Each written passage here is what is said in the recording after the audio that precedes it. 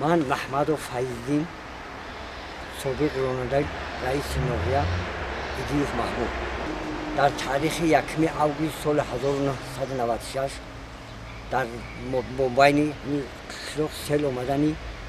دهه شیرین چشمه همینجا همه رحمتی رئیس رفتیم محمود جای سیل دیدن و خلقتی یک مصلحت کنیم محروم رئیس ناحیه